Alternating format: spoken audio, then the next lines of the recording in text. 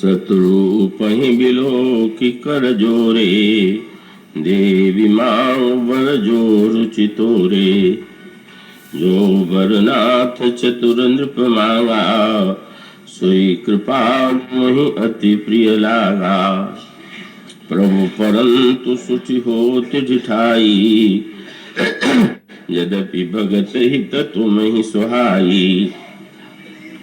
तुम ब्रह्मादि जनक जग स्वामी, ब्रह्म सकल उर अंतर्जामी। अस समुझत मन संशय होई, कहा जो प्रभु प्रमाण पुनि सोई। जे निज भगत नाथ तब अहि, जो सुख पावहि जो गति लहि। सोई सुख सोई गति सोई भगति, सोई निज चरण सनेह। सोई विवेक सोई रहनि प्रभु, हमहि कृपा। भगवत कथा रसिक महानुभाव भक्तिमती देवियों, अभी आपके सामने जो पंक्तियां पढ़ी गई वे उस अवसर की हैं जब महाराज मनु और महारानी शत्रुपा की साधना से, उनकी व्याकुलता से प्रसन्न होकर के प्रभु श्री रामभद्र जनक नंदिनी, उस समय वे जनक नंदिनी नहीं, उस समय आद्याशक्ति सीता के रूप में उनके वाम भाग में विराजमान हैं। और जब वे प्रकट होती हैं प्रभु के साथ, महाराज मनु से प्रभु ने पूछा आप क्या चाहते हैं? मनु ने कहा कि मैं आपके समान पुत्र चाहता हूं। प्रभु ने मुस्कुरा करके यही कहा कि अब अपने समान ढूंढना मेरे लिए एक बड़ा कठिन कार्य है, मैं ही तुम्हारा पुत्र बन जाऊंगा। फिर आपने शत्रुपा जी की ओर देखा, देवी आपकी जो रुचि हो, आप उस रुचि के अनुकूल जो मांगना चाहे मांग ले। और तब शत्रुपा जी ने बड़ी चतुराई भरी शैली में ये कहा कि महाराज ने जो वरदान मांगा है वह तो मुझे बड़ा प्रिय लगा ही, पर जब आप स्वयं आग्रह कर रहे हैं, आप कृपा कर रहे हैं, तो संकोच लगते हुए भी मैं आपसे कुछ वस्तुओं की याचना कर रही। और उन्होंने ये कहा कि प्रभु, आपके जो निज भक्त हैं, निज जन हैं, उन्हें जो सुख प्राप्त होता है आप वह मुझे देने की कृपा करें।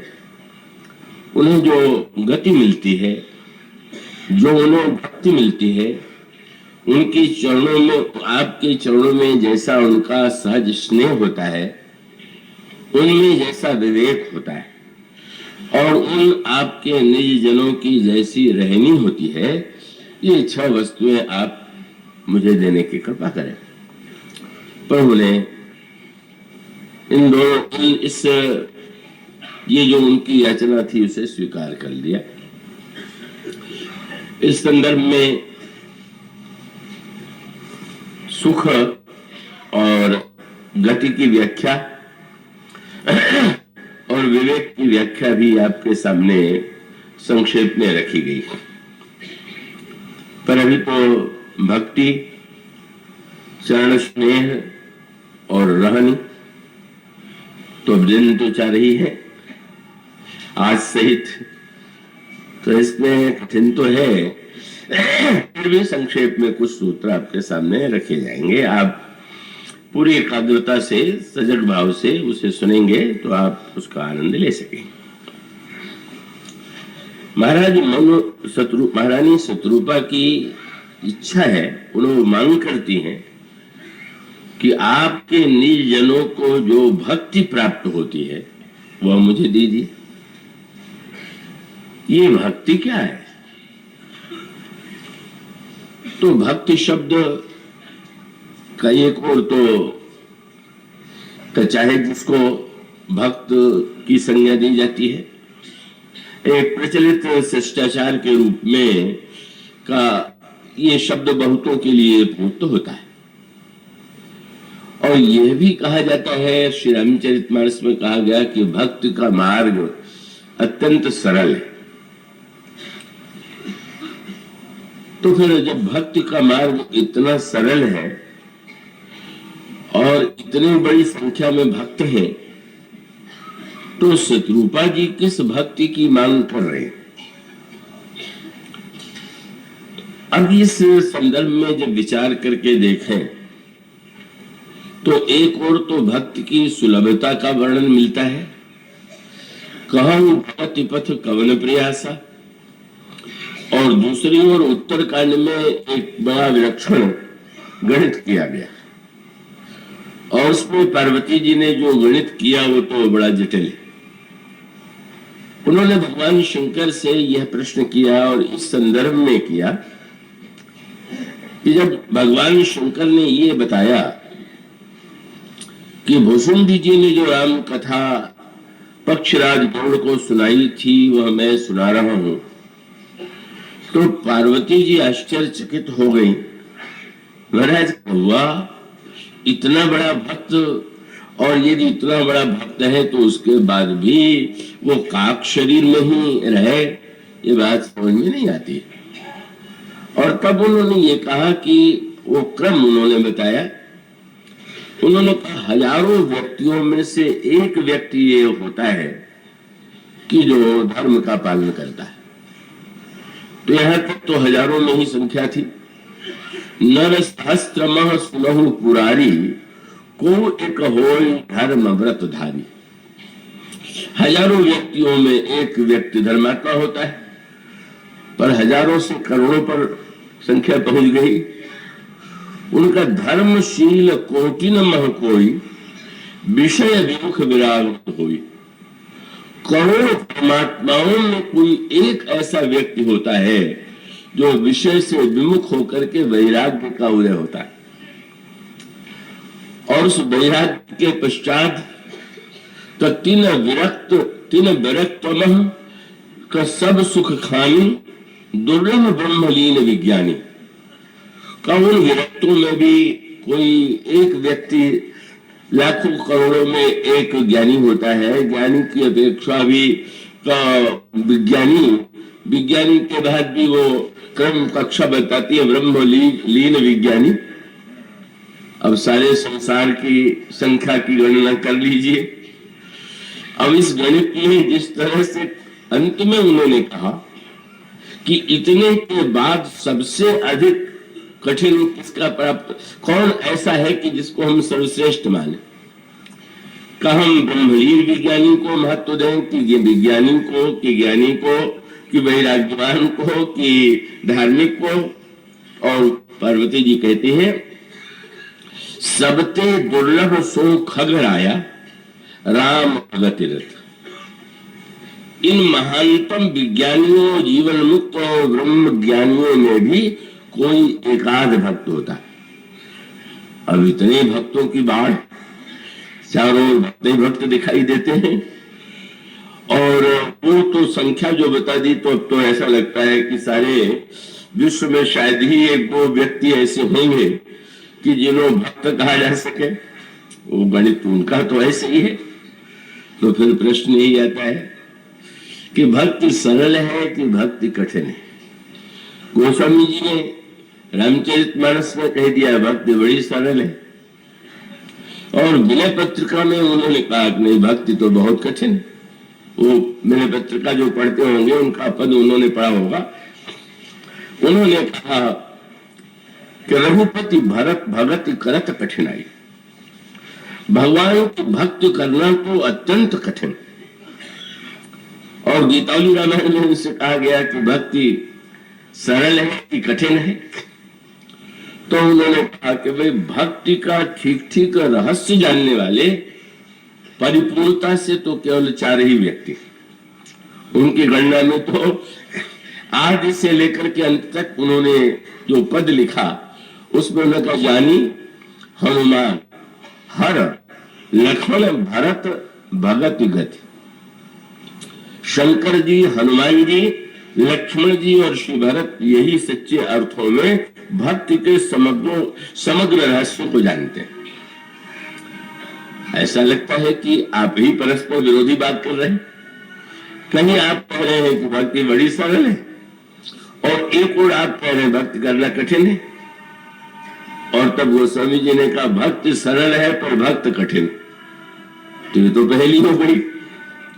भक्ति सरल है तो भक्ति क्यों दुर्लभ होनी चाहिए। और तब उसको गोस्वामी जी ने कई दृष्टांतों के द्वारा स्पष्ट करने की चेष्टा की। प्रारंभ में थोड़ा सा सैद्धांतिक विषय होगा, उसके बाद में उसको क्रमशः चरित्र के माध्यम से उसे प्रकट करने की चेष्टा की जाएगी। उसमें सूत्र ये है कि जैसे ये पूछा जाए कि भाई सत्य बोलना सरल है कि झूठ बोलना, तो सत्य बोलना तो बहुत सरल है। सत्य मैंने जैसा है वैसा आपने कह दिया। पर झूठ बोलने के लिए तो बड़ा व्यक्ति को योजना बनानी पड़ती है कि वो कैसे कहे, किस रूप में कहे और ऐसा कहे कि सामने वाले को सच लगे और आगे चल करके भी उसको ध्यान एक बात को बना के कह चुका, अब वो तो भूल गया कि मैंने क्या कहा था। अब उसी बात को दूसरे ढंग से कहे तो बड़ा संकट। तो उसको याद भी रखना है कि मैंने पहले क्या कहा था। तो ऐसा लगता है कि भाई झूठ तो बड़ा कठिन है, सत्य बड़ा आसान है। पर वस्तुतः बात तो उल्टी। हम लोगों के जीवन में झूठ बोलना जितना सरल है, सत्य बोलना तो उतना कठिन। सरल कठिन है, कठिन सरल है, ये कुछ विचित्र सी पहेली है। और उसका मूल तात्पर्य है गोस्वामी जी से पूछा गया कि सत्य क्या है। तो उन्होंने मेरे पत्रिका के पद में उन्होंने ये सूत्र दिया कि भाई ये आवश्यक नहीं है कि कोई वस्तु कठिन हो तो सबके लिए कठिन, और यह भी नहीं है कि सरल हो तो सबके लिए सरल हो। तो उसके लिए उन्होंने दो दृष्टांत दिए। रघुपति भगति करत कठिनाई, कहा तो सुगम, कहना तो बड़ा सरल है, पर करनी अपार। कहना सरल है पर उसका करना अत्यंत कठिन है। और अगला वाक्य कह दिया, जाने सोई जेहि बनी आई। यह तो केवल वही जानता है कि जो सचमुच भक्ति कर सके। तो व्यक्ति बड़ा निराश हो जाएगा। उसको लगेगा कि भक्ति को तो हम सरल समझ करके ही भक्त बनना चाहते थे, पर जब ये कहा जा रहा है कि भक्ति अत्यंत कठिन है तो व्यक्ति को मन में निराशा आ जाएगी। और तब मुझे स्मरण आता है प्रारंभ में मैं उस समय जब हिंदू विश्वविद्यालय ने मुझे आमंत्रित किया था और मानस की व्याख्या कुछ उन लोगों को लगा कि भिन्न अर्थ में की जा रही है, तो वो एक प्रकार का विरोध भी सामने आया। और उन्होंने ये कहा कि ये तो अत्यंत सरल रामायण को और भी जटिल बना रहा है। उनका कहना यह था। तो उसका अभिप्राय यही है कि वस्तुतः का सरल और जटिल की बात वो तो एक धारणा मात्र थी। गोस्वामी जी ने एक सूत्र दिया और वो बड़े महत्व का सूत्र है। बोले निराश मत होइए कि भक्ति अगर जटिल होगी, कठिन होगी तो सबके लिए संभव नहीं। उनका जो ही कला उसी पद में उन्होंने कहा कि भगवान की भक्ति करना तो अत्यंत कठिन है। और कठिन क्यों है, उसका तात्पर्य क्या है। एक कुछ दृष्टांत गोस्वामी जी ने बड़े सांकेतिक दिए। एक सज्जन ने भी एक दिन मुझसे कहा कि आजकल तो बिल्कुल भक्ति की बरसात हो रही है चारों ओर कलकत्ते में। हमने कहा बरसात तो बहुत हो रही है, लेकिन बरसात के साथ कुछ अच्छाई है, बुराई भी है। गोस्वामी जी ने कहा वर्षा ऋतु रघुपति भगति, भगवान की भक्ति वर्षा ऋतु है। बड़ा आनंद आ गया। पर अगला वाक्य बड़े महत्व का है कि वर्षा ऋतु क्या अच्छी ही अच्छी है क्या, उसके साथ समस्या नहीं है क्या। और आप देखेंगे कि वर्षा ऋतु में खेत जितने हरे होते हैं, घास फूस उससे कम हरे नहीं होते। खूब चारों ओर आपको एक और धान की हरियाली दिखाई देगी तो उतने घास की हरियाली भी दिखाई देगी। गोस्वामी जी कहते हैं वर्षा अच्छी तो है, पर जो धान की खेती कर रहा है उसके लिए। इसलिए वहां दोहा यह है कि वर्षा ऋतु रघुपति भगति तुलसी साल सुदास। भक्त जो है उसका हृदय मानो धान की खेती की तरह, बढ़िया धान की खेती है। वो वर्षा ऋतु रघुपति भगति तुलसी साल सुदास राम नाम वर्ण जुग सावन भादो मास। इसमें बड़े महत्व का सूत्र है। आपने देखा होगा कि जब भी वर्षा होगी तो एक और धान की भी, धान के में भी हरितिमा आएगी, वो भी आगे चल करके उसमें वृद्धि होगी। और कभी कभी तो उसी खेत में जिसमें धान बोया जाता है बिना बोए घास भी बगल में उगाती है। तो बुद्धिमान किसान क्या करते हैं? भगवान राम ने लक्ष्मण जी को उपदेश देते हुए कहा कि लक्ष्मण, तो जैसे चतुर किसान जब वर्षा में देखता है कि चारों ओर हरियाली ही हरियाली है तो प्रसन्न ही नहीं होता, सावधान भी हो जाता है। क्यों? अब जब धान के ही खेत में बगल में घास उगी हुई है और उस वर्षा के जल से दोनों को शक्ति मिलेगी, घास भी हरी होगी और धान भी हरा होगा। और घास इतनी शक्तिशाली होती है उस रस को लेने में कि अगर खेत में घास रह जाए तो धान की शक्ति का, धान का अधिक भाग जो है उसका जल का लाभ वह घास प्राप्त कर लेगी और धान होगा तो बड़े कम मात्रा में होगा। तो एक प्रक्रिया है, कलकत्ते में उसके लिए क्या शब्द बंगाल में है वो मैं नहीं जानता, ये क्या शब्द है उत्तर प्रदेश में प्रयुक्त किया जाता है। किसान जो है वो खेती निराते, निराने का अभिप्राय जैसे वर्षा हुई और चारों ओर धान भी और घास भी उगाया तो हाथ में उसको उत्तर प्रदेश में तो खुरपी कहते हैं, लकड़ी का एक वो उसके अगले आगे का लोहे का एक तीक्ष्ण धार वाला पदार्थ लगा रहता है, वो किसान लेकर के जाता है और बड़ी सावधानी से घास के, धान के आसपास जितनी घास उगी हुई है उसको निकालता है। सावधानी यह है कि अगर असावधान होगा तो धान भी कट जाएगा और अगर असावधान होगा तो घास रह जाएगी तो धान दुर्बल हो जाएगा। भगवान राम ने ये न समझिएगा कि मैं जटिल बना रहा हूं, जटिल तो स्वयं भगवान राम ने ही बनाया है। अगर है तो उन्होंने लक्ष्मण से कहा, लक्ष्मण जब वर्षा हो तो चतुर किसान जो है वो निराता अवश्य है। तो महाराज भक्ति की वर्षा में का वो जो धान है उसके बगल में घास कौन सी पैदा होती और उसको निराने का अर्थ क्या है? क्या सुंदर वाक्य प्रभु कहते हैं लक्ष्मण जी को। वर्षा ऋतु का वर्णन करते हुए भगवान कहते हैं, लक्ष्मण तुम देख रहे हो, ना समझ किसान जो है वो तो हरियाली को देख के प्रसन्न हो रहा, देहर देखो घर ही उतर हरा, पर जो चतुर है वो बोले नहीं नहीं हरियाली में धोखा बहुत। और तब भगवान राम कहते हैं लक्ष्मण से, कृषि निरावह चतुर किसाना। चतुर किसान जो है वो निराता है। कौन सी घास उगाई है उस खेत में? बोले जिम बुध तजई मोह मद माना। याद रखिएगा भक्ति के वर्षा में जितने सद्भाव के धान उगेंगे उसके साथ मोह मद और मान जो है इसकी घास बगल में अवश्य उगेगी। तो देखने की बात है। और दुर्भाग्य तो ये होता है उन किसानों की क्या चर्चा की जाए कि जो का केवल घास को ही बढ़ाता जाए और उसमें धान छिप जाए। मोह मद माना का अभिप्राय क्या हुआ? मान लीजिए आप कोई कथा का आयोजन करें, कथा सुने, आपकी दृष्टि से कथा सफल हुई, आपको गर्व हो गया, क्या बढ़िया आयोजन मैंने किया, कितना सफल आयोजन मैंने किया। उगाया ना मद का की घास बगल में उगाई कि नहीं?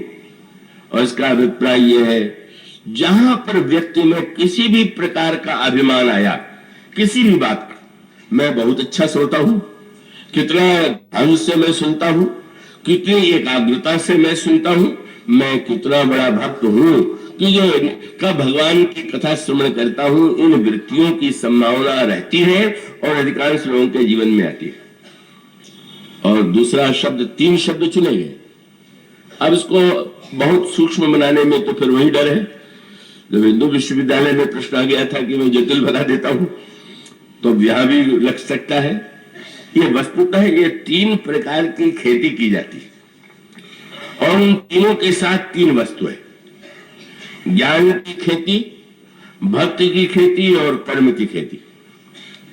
और तीनों में एक एक घास जुड़ी हुई है और वह है ज्ञान के जो पौधे होंगे उसके बगल में अभिमान का पौधा, घास उगेगी, क्योंकि मैं ज्ञानी हूं। बस वो स्वामी जी ने बड़ा मीठा दृष्टांत दिया।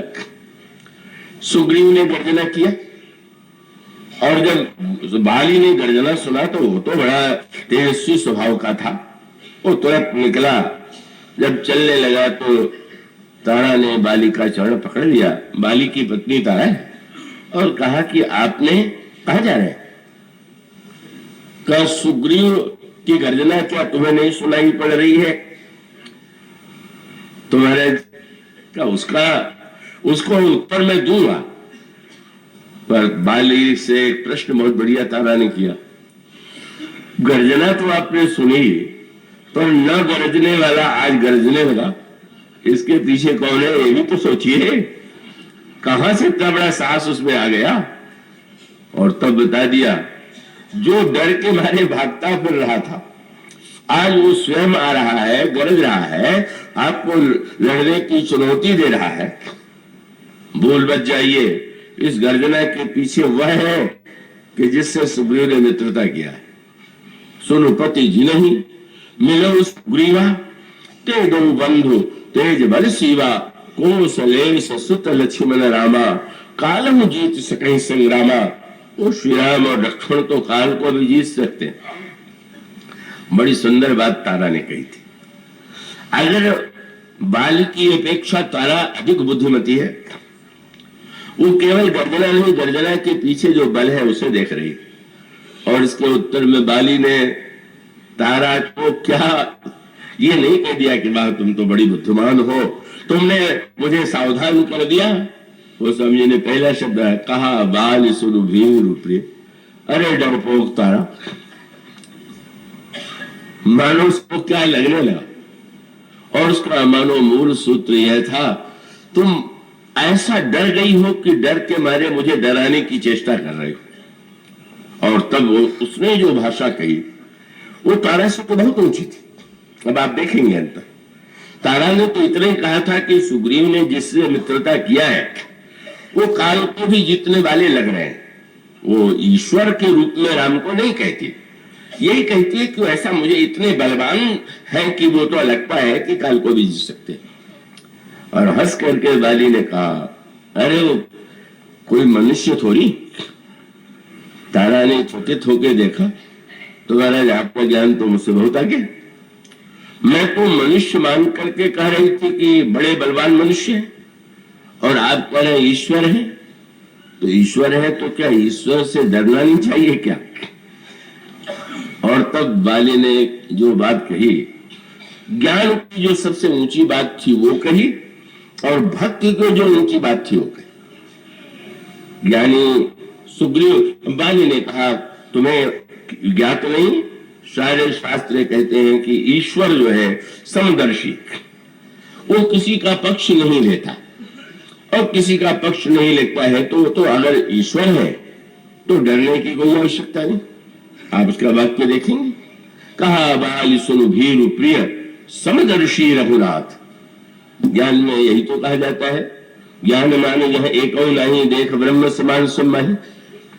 तारा ने तर्क किया कि महाराज समदर्शी तो नहीं लग रहे।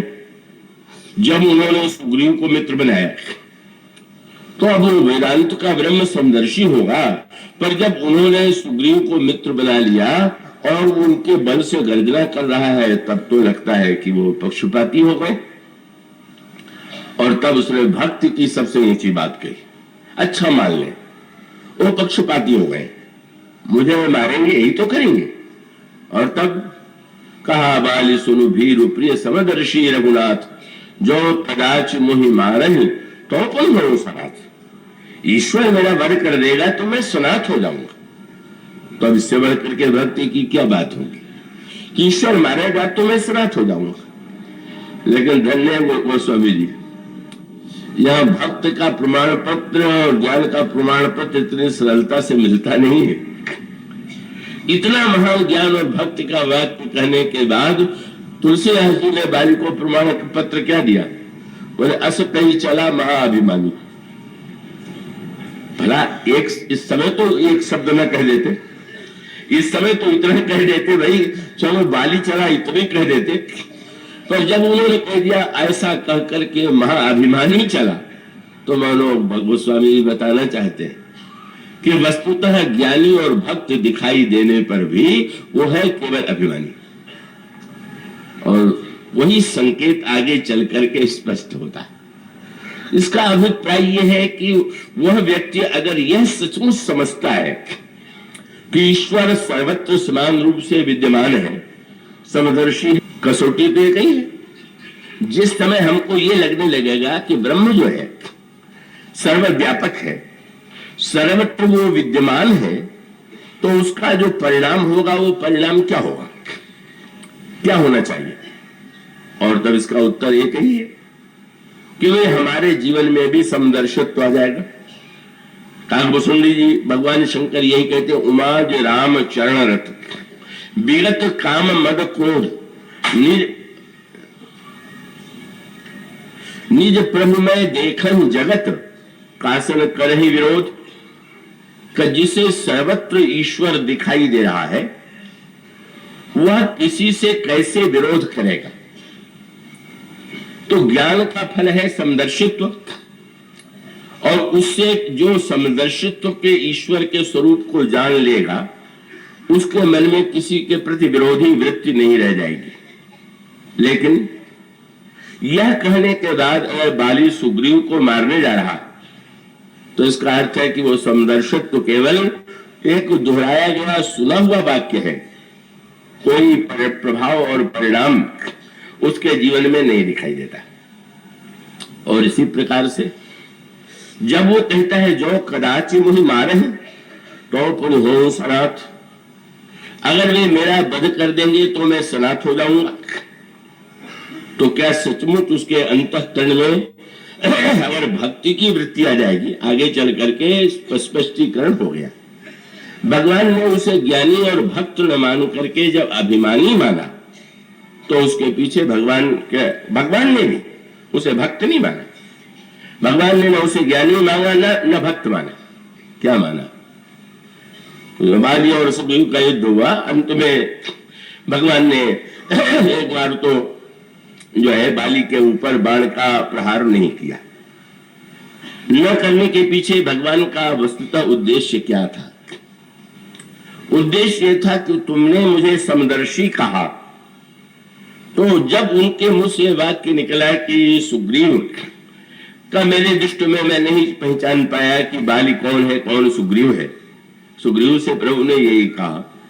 सुग्रीव जब बाली के प्रहार से पिट करके आए तो पिट करके आने के बाद उन्होंने उलाहना दिया कि आपने मारा क्यों नहीं? तो भगवान ने कहा मैं नहीं पहचान पाया, एक रूप तुम भ्राता दो। तो ये समदर्शित्व है, समदर्शित्व का रूप ही दिखाई दे रहा है।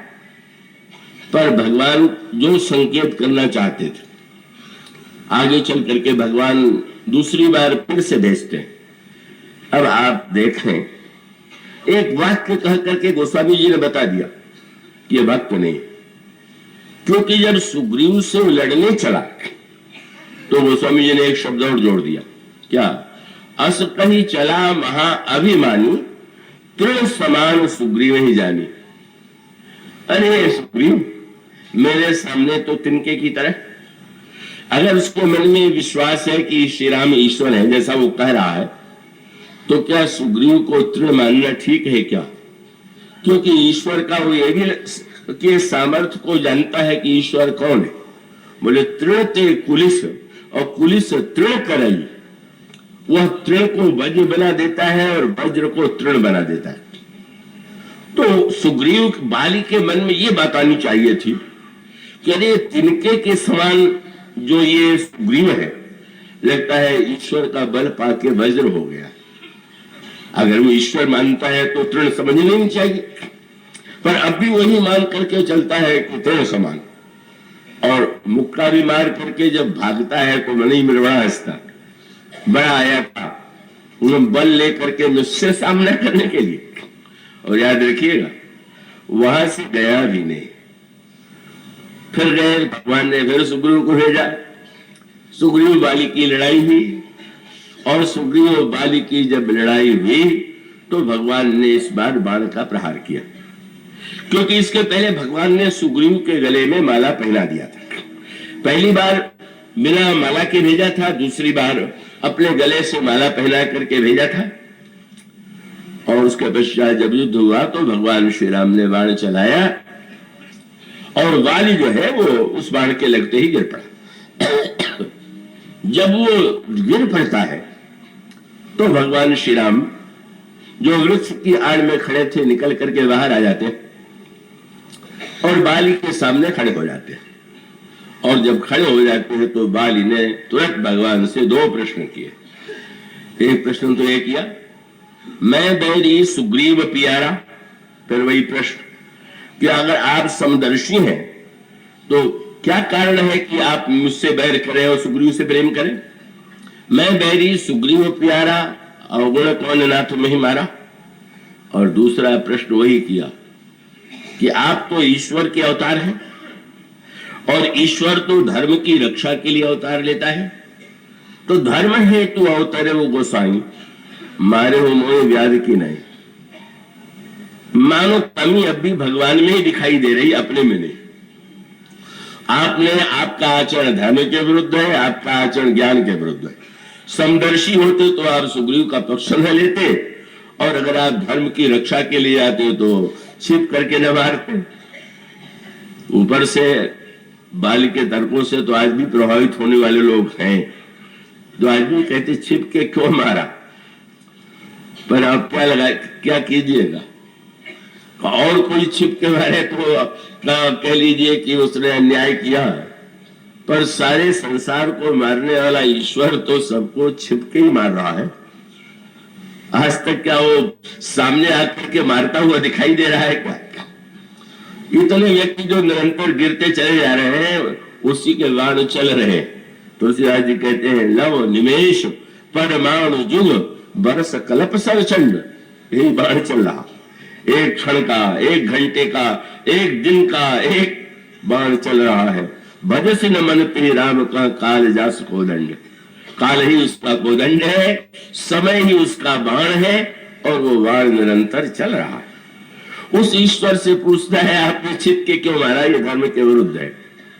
उस ईश्वर से कहता है अगर आपने पक्षपात किया तो आपका समदर्शित्व किस काम का।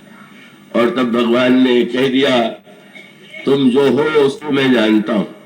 और वही भगवान ने कहा, ऊंची बात करने वाले बाली मूढ़ तो ही अतिशय अभिमाना। तुम कहते हो मैंने छिप करके मारा, बिल्कुल सही नहीं। छिप करके मारने का अर्थ होता कि तुम्हें पता ही न होता कि मैं यहां हूं, मैं यहां आया हुआ। तुम्हें भगवान ने मानो एक वाक्य कह दिया। भौतिक दृष्टि से तो भगवान जब तारा बाली से कह रही थी तब तो भगवान वहां नहीं थे, लेकिन भगवान ने बाली से यही कहा, मूढ़ तो ही अतिशय अभिमाना, नारी सिखावन कैसे निकाला। तेरी पत्नी तो यह क्या कह रही थी। मानो संकेत था कि मैं तो तेरे महल में आकर के तेरी पत्नी के मुंह से बताना चाहता था। वो जो बोल रही थी वो कौन बुलवा रहा था, मैं चाहता था कि तू जान ले। जनाने की चेष्टा मैं करता हूं, तू जानना चाहता नहीं, और आरोप लगाता है मैंने छिप के मारा। मानो वह याद दिला दिया, पत्नी जब बोल रही थी तो तूने ध्यान दिया, कितना बड़ा तू अभिमानी है। इतनी बढ़िया बात उसने कही, लेकिन तूने बड़े ऊंचे ज्ञान के द्वारा उसको डरपोक कह दिया। और मानो यही सत्य था। उस संदर्भ में वो प्रसिद्ध उपाख्यान छोटा सा जो है कि भाई कोई नए नए सत्संग में सुन लिया कि भगवान सर्वत्र है, वही उसी तरह से बाली ने जैसा कहा, और वो लौट करके आ रहे थे तो अचानक सामने से मतवाला हाथी पागल हो गया था, आ रहा था, और पहलवान उसके पीछे पीछे दौड़ता हुआ सावधान कर रहा था, हट जाइए हट जाइए, हाथी पागल हो गया। लेकिन नए संगी को लगा कि अभी तो सुन के आए हैं कि ईश्वर सर्वत्र है, क्यों हटे? हटे नहीं, हाथी ने उठाया, सूंड फेंक दिया, मरा तो नहीं बेचारा, पर ऐसी हड्डी टूटी कि 6-7 महीने में पड़ ही रह गया। किसी तरह से ठीक हुआ। अब उसके पश्चात वो कभी जा रहा कहीं तो वही महात्मा जी जिन्होंने ईश्वर की सर्वव्यापकता का वर्णन किया था, का उनसे वो मिले तो स्वभाव से उन्होंने पूछ दिया, अरे भगत जी आज के सत्संग में नहीं आ रहे? सूर्य का महाराज एक ही दिन के सत्संग का फल तो इतने भोग रहा था, अब फिर आऊंगा क्या हुआ? आपने कह दिया भगवान तो सर्वत्र है, यही सर्वत्र है, मैं ऐसा मान करके हटा नहीं और हाथी ने मुझे उठा के फेंक दिया, हुआ क्या? और जब सुनाया तो उन्होंने कहा, अच्छा ये बता, हाथी में भगवान थे लेकिन उस पहलवान में भगवान मैं था कि भगवान थे कि नहीं? और पहलवान जब तुझे सावधान कर रहा था कि हट जाओ पागल हो गया है, तो क्या वो ईश्वर नहीं बोल रहा था क्या? तू अविवेकी है, इसलिए तूने सत्संग का सही अर्थ नहीं लिया। भगवान का तात्पर्य है तुम्हारी पत्नी के द्वारा मैं तुम्हें जनाना चाहता था कि नहीं मत भूलो। भगवान ने कहा तू महान अभिमानी है, इसलिए तू वस्तुतः ज्ञान की भाषा बोलता है, और ज्ञानी का सबसे बड़ा लक्षण है ज्ञान मान जह एक नाय। जो ज्ञानवान होगा उसको अभिमान का लेश नहीं होगा। और कहा कि इतना ही नहीं, एक बार मैंने तुझे अवसर दे दिया, जब अवसर दे दिया और तूने फिर भी प्रहार किया, और फिर भी तू खड़ा क्यों रह गया? क्योंकि तेरे मन में ये गर्व आ गया कि अब इनको तो देख लिया, अब इनके जो सहायक है जरा उनको भी देख ले। और तब कहा मम भुज बल आश्रित तेहि जानी, मारा पड़ोसी अधम अभिमानी। तू अभिमानी नहीं, महान अधम अभिमानी है, क्योंकि तू जब जानता था कि ये मेरा शरणागत है, माला के द्वारा मैंने सूचना दी, तो वस्तुतः तो मैं दिखलाना चाहता था, तू देखना नहीं चाहता था, तू तो वस्तुतः मेरा बल ही देखना चाहता था, और इसीलिए तो इस बार का मैंने प्रहार किया। मानो संकेत ये है कि वस्तुतः कई बार व्यक्ति अपने आप को ज्ञानी मानने की भूल कर बैठता है, भक्त मानने की भूल कर बैठता है, पर वो होता है अभिमानी का। वो होता या तो मद वाली बात, मैंने शराब पी लिया तो अपने को व्यक्ति न जाने क्या समझ लेगा।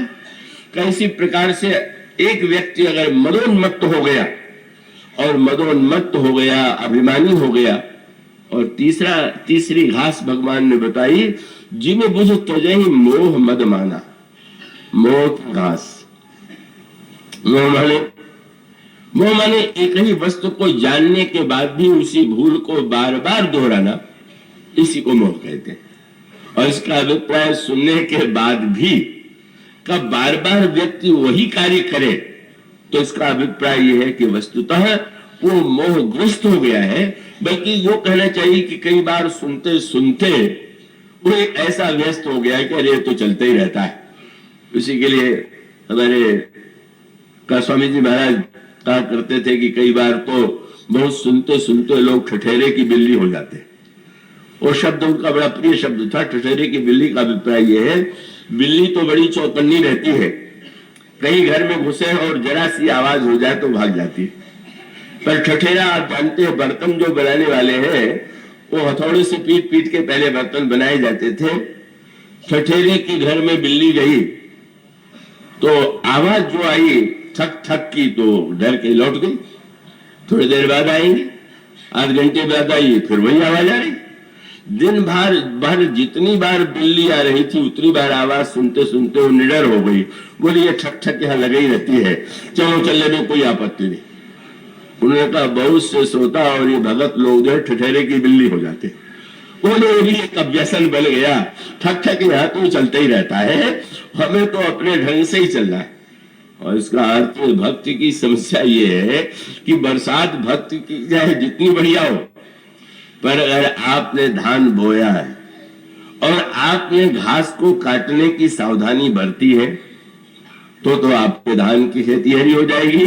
आप बढ़िया भक्ति का मंगलमय धान जो है पा करके आनंदित होंगे। और इसका अभिप्राय यह है कि कितने ऐसे व्यक्ति होंगे कि भक्ति जीवन में आने के पश्चात मोह न हो, मद न हो, मान न हो, और तब तो उनकी संख्या बस कितनी कठिन है उनकी इसकी गणना। और इसलिए सर्वत्र यह संकेत किया गया का भक्त का अभिप्राय है कि भगवान की भक्त के साथ वह सूत्र, और वह भक्त का सूत्र जो है उसका सर्वत्र संकेत मिलता है। श्री भरत भक्त है, तो भक्त श्री भरत है, उसका सबसे बड़ा का एक मापदंड क्या है? और गोस्वामी जी का अभिप्राय है कि सच्चा भक्त वह है जिसमें मोह न हो, मद न हो, मान न हो, और जो भगवान से का उसका जो प्रेम है अमायिक, वह संकेत आता है हनुमान जी और श्री भरत के प्रसंग में। का गोस्वामी जी जब ये कहते हैं कि भक्त का सच्चा रूप तो इन पात्रों के जीवन में दिखाई देता है, तो उसका सीधा सा तात्पर्य यह है कि अपने आप को भक्त मान करके भुलावा देने वाले, भ्रम पालने वाले व्यक्ति अनगिनत हो सकते हैं, लेकिन सचमुच प्राय यहां तक कि गोस्वामी जी ने बड़ा सुंदर लिखा, श्री लक्ष्मण जी मूर्छित हो गए और प्रभु ने औषधि लेने के लिए हनुमान जी को भेजा, लेकिन सावधानी का सूत्र क्या है? जब लक्ष्मण जी की मूर्छा दूर हुई तो लक्ष्मण जी की मूर्छा दूर होने के बाद प्रभु ने सबसे पहले हनुमान जी को हृदय से लगाया। हनुमान, आज तुमने का केवल लक्ष्मण के ही प्राण नहीं बचाए, मेरे प्राण को बचाया, सीता के प्राण को बचाया, क्योंकि लक्ष्मण के वियोग में मैं जीवित नहीं रह सकता था, मेरे वियोग में सीता जीवित नहीं रह सकती, और भरत भी प्राण का परित्याग कर देता, अयोध्यावासी भी प्राण छोड़ देते, अकेले तुमने सबके प्राण बचा लिए। अब कितनी बड़ी सावधानी की बात है। प्रशंसा सुन करके अगर कोई प्रशंसा कर दे तो व्यक्ति जो है उसको बड़ी सरलता से स्वीकार कर लेता है। प्रशंसा करने वाला अगर किसी कारण से कर रहा है तो सावधान रहने की आवश्यकता है, पर प्रशंसा करने वाला सच्चे भाव से भी अगर करे तो ध्यान यह रखना चाहिए कि कोई आपके सामने बहुत स्वादिष्ट नहीं, बड़ा ही ऐसा पौष्टिक भोजन परोस दे, तो ये तो ध्यान रखना चाहिए कि हम पचा पाएंगे कि नहीं। तो प्रशंसा का भोजन तो बड़ा गरिष्ठ होता है, और प्रशंसा के भोजन को पचाने के लिए वैसी ही शक्ति चाहिए। और वो प्रशंसा का भोजन पचाना माने प्रशंसा सुनी और व्यक्ति को अपच हो गया, और अपच हो जाने के बाद क्या होता है? बहुत बार लोगों को कह होने लगती है। तो याद लीजिए, प्रशंसा सुन के जिनको पचता नहीं है वो अपने मुंह से सबको प्रशंसा अपनी सुनाने लगते हैं। समझ लो क्या हो रही। पच गया होता तो बाहर क्यों आता? बड़ा कठिन है। तो ये प्रशंसा जो है उसको लोग पचा नहीं पाते और कह करते रहते। इसलिए तो जब शंकर जी को कथा सुनाई नारद जी ने कि मैंने काम को कैसे जीत लिया, तो भगवान शंकर ने उनसे यही कहा कि बार बार बिनो मुनि तो ही जिम यह कथा सुनायो मोही, तिम जनि हरि सुनायो कबहू, चलो प्रसंग दुरायो तबहू। आपने मुझे जैसे कथा सुनाई है मत सुनाइएगा। किसी कथावाचक के लिए इससे बड़े कठोर शब्द नहीं हो सकता कि श्रोता कह दे कि बस बाज आपने कहा तो कहा, भागे, ऐसा मत कहिएगा। और तो जब शंकर जी साक्षात ऐसा कहे, नारद जी ने तुरंत भगवान शंकर के से पूछा, जब मैं तो नहीं कहूंगा, लेकिन अगर भगवान विष्णु ने मुझसे पूछा तब मैं क्या करूं? कल गए कि बार बार बिनमो मुनि तो ही जिम यह कथा सुनायो मोहू, तिम जनि हरि सुनायो कबहू, चलो प्रसंग दुरायो तबहू। अपनी ओर से भी चर्चा जलाओ तो तुम छिपा लेना, नारद जी मन ही मन हंसे। शंकर जी का इतना बड़ा पतन हो गया, बड़ा विचित्र मानो कहीं व्यक्ति का स्वभाव। भक्त के भक्त के ये तो नारद महान भक्त है, पर वहां पर भी ये इतना कठिन है भक्ति पथ।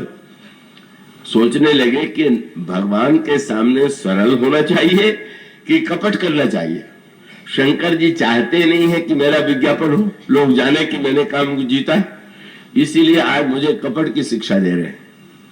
पर भगवान शंकर कपट की शिक्षा क्यों दे रहे हैं? बोले नारद, आप कपट का अर्थ हुआ सरल हृदय, जो न छिपावे।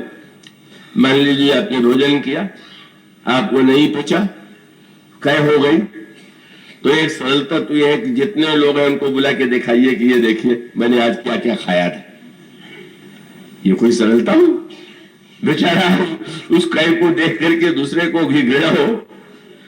भगवान शंकर ने बहुत बड़ी बात कह दिया। बोले कैलाश पर्वत तो पर तो कै कर दिया सो कर ही दिया, अब क्षीर सागर में भी न करने लग जाना।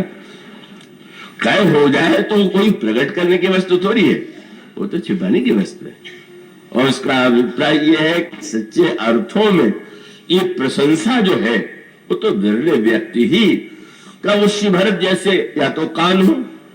श्री भरत जी तो जब प्रयागराज में चल रहे थे तो प्रयागराज में चलते हुए चारों ओर से ब्रह्मचारी, बाणप्रस्थ, गृहस्थ, सन्यासी खड़े होकर के प्रमुदित तीर्थ राज निवासी बई खानस बटु गृही उदासी कहीं परस्पर मिली 10 पांचा भरत स्नेह शील सुचाला। चारों ओर धन्य है भरत, कैसा इनमें भक्ति है, कैसी इनकी भक्ति है, कैसा ज्ञान है। पर गोस्वामी जी ने अगला वाक्य लिखा। पूछा गया जब श्री भरत ने सुना होगा तो कैसा लगा? तो कहते हैं सुनत राम गुण ग्राम सुहाए, भरद्वाज आश्रम पहुंचाए। श्री भरत जी भगवान राम का गुण सुनते हुए, गुण गाया जा रहा है प्रभु भरत का, और उन्होंने प्रभु का गुण सुना। अगर ऐसा बढ़िया कान मिल जाए तो खूब सुनिए। प्रत्येक प्रशंसा अपनी न लग करके प्रभु को लगने लगे। वह जो एक महान भक्त का ऐसा दिव्य श्रवण है, ऐसे श्रवण तो हमारे भगवान शंकर का है। एक दिन पार्वती के सामने किसी ने, पार्वती के सामने शंकर जी बैठे हुए थे, किसी ने कहा राजा। शंकर जी तुरंत नेत्र मूंद करके बिल्कुल समाभाव समाधि में। किसी ने कहा रावण, तो भी वही स्थिति। किसी ने कहा रात्रि, तो भी वही स्थिति। आश्चर्य हुआ इन शब्दों में। रावण सुनकर के इतने समाधि में चले गए, क्या चेले से इतना प्रेम करते हैं क्या? क्या है इन शब्दों में? नहीं रहा गया। एक दिन भगवान शंकर से उन्होंने कहा कि महाराज प्रश्न तो पूछूंगी, पर प्रश्न पूछते समय शब्द भी बोलना पड़े, तो आप पहले वचन दीजिए कि आप समाधि में नहीं जाएंगे, पूरी मेरी बात सुने। और तब पूछा कि जब मैं आपके सामने कोई रावण, राजा, रात्रि और राका कोई शब्द कहता है तो आपको इतना आनंद क्यों आता है? शंकर जी ने कहा आज तो तुमने मुझे बड़ा कष्ट दे दिया।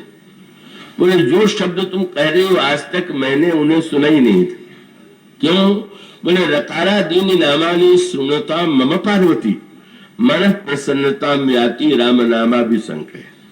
राम निकलते मुझे लगता था कि राम ही बोलेगा, आगे मैं सुनता ही नहीं क्यों क्या बोल रहा। ऐसा दिव्य। और या तो प्रशंसा को कैसे किस अर्थों में लिया जाए। धन्य है हनुमान जी और धन्य है श्री भरत। जब गोस्वामी जी कहते हैं कि हनुमान जी जानते हैं कि भक्ति क्या है, भरत जी जानते हैं तो क्या भक्ति है, तो उसकी विलक्षणता यही। ये नहीं, ये भी तो हो सकता था कि हनुमान जी ये कहने लगे कि महाराज मैं विलंब से आए थे, और अगर कहीं पर भी भक्ति में कमी होती तो कह सकते थे कि महाराज मैं तो दवा लेकर के आ रहा था, आप जिन भरत की प्रशंसा करते हैं उन्होंने बाण मार दिया, मैं क्या करूं। ऐसे तो बहुत से भक्त मिलते हैं जो दूसरे भक्तों में दोष बताते फिरते हैं, उनमें ये कमी है, उनमें ये कमी है, कह सकते थे। लगता तो यही है, लेकिन अंतर दोनों में यही है कि जिस समय एक बार प्रभु ने भरत जी से पूछा कि भरत तुमने जब बाण हनुमान पर चलाया तो तुम्हें बाद में क्या लगा? बोले प्रभु मुझे लगा कि आपने मेरे प्रश्न का उत्तर देने के लिए हनुमान जी को भेजा। क्या? बोले मेरे मन में प्रश्न था कि प्रभु ने मुझे साथ में चलने का अवसर क्यों नहीं दिया। ये अयोध्या कांड में प्रश्न आता है, भरत जी ने ये भी कहा था कि प्रभु या तो आप लक्ष्मण शत्रुघ्न दोनों को लौटा दे और मुझे साथ में ले ले। प्रभु आप नहीं ले गए तो मेरे प्रश्न का उत्तर मिल गया, और हनुमान जी न आते तो प्रश्न का उत्तर न मिलता। क्या मिल गया? उनका उत्तर यही मिल गया कि मेरा कार्य जो है, भरत जी के उन वाक्यों को देखिए, इतना महान से महान भक्त कहता है, जो करणी समुझे प्रभु मोरी, नहीं निस्तार कल्प सतकोरी। भरत जी ने यही कहा कि प्रभु लक्ष्मण जी को मूर्छित किया मेघनाद में, और मैंने दूसरे महान भक्त हनुमान को मूर्छित किया, तो मेरी श्रेणी तो मेघनाद वाली है, भक्त वाली श्रेणी का। और इसलिए कपटी कुटिल मोहि प्रभु चीन्हा, ताते नाथ संग नहीं लीना।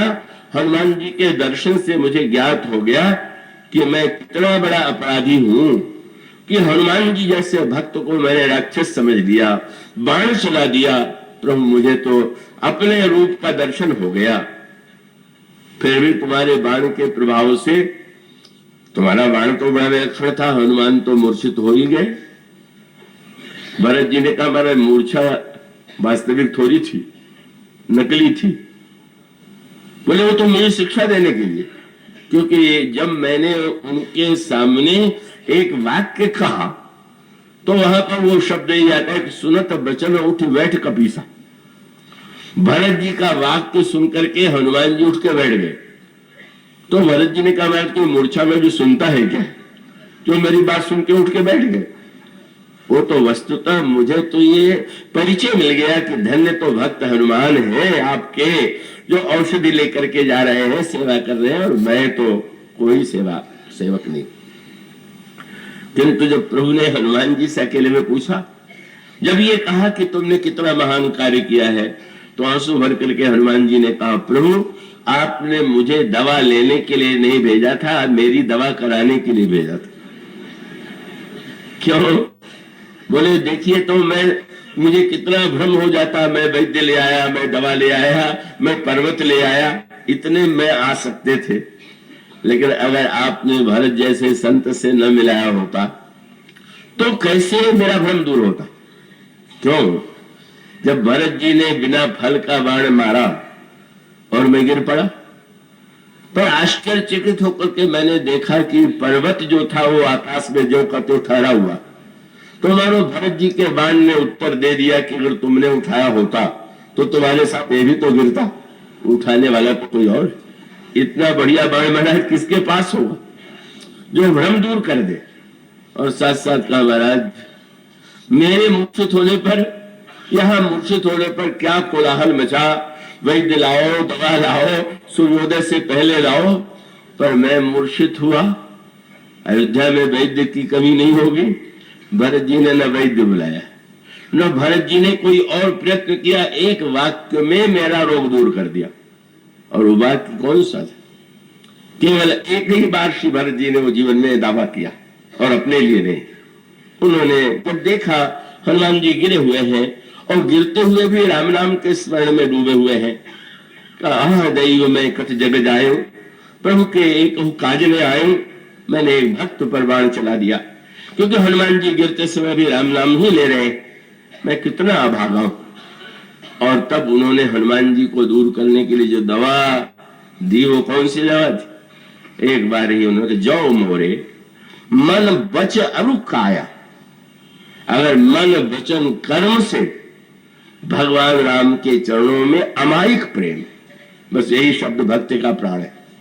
प्रेम भक्ति नहीं, माया रहित प्रेम। कैसका मानो सूत्र वही है, जो मोरे मन बच अरु काया, प्रीति राम पद कमल अमाया। अगर प्रभु के चरण कमलों में माया रहित मेरा सच्चा प्रेम है, तो हे बंदर महोदय आपका श्रम और शूल दूर हो जाए। और तुरंत बस उस वाक्य के श्री भरत जी से मेरी मूर्छा दूर हो गई। प्रभु ने, मैंने कहा कि प्रभु आपने बता दिया कि सच्चा महान भक्त कौन है। अरे ये दवा तो यहां भी हो सकती थी, जिस दवा से मेरी मूर्छा भरत जी ने दूर कर दिया, उस दवा से तो लक्ष्मण की मूर्छा भी दूर हो सकती थी, पर शायद वो दवा उन्हीं के पास थी, हम लोगों के पास नहीं रही होगी। मानो संकेत ये है कि ये जो भक्त कहे जाने वाले हैं, ये तो बहुत कठिनाई से अपने को भक्त न मान करके वो तो दूसरे में ही भक्त का दर्शन करते। इसलिए यह जो भक्ति मांग रही है शत्रुपा जी, वह भक्ति नहीं है कि जो भक्ति भाव भावदो नदी। किसी ने कहा आजकल भक्ति भाव की बड़ी घटा उमड़ रही। मैंने कहा पता नहीं बरस भी रही कि खाली उमड़ ही रही।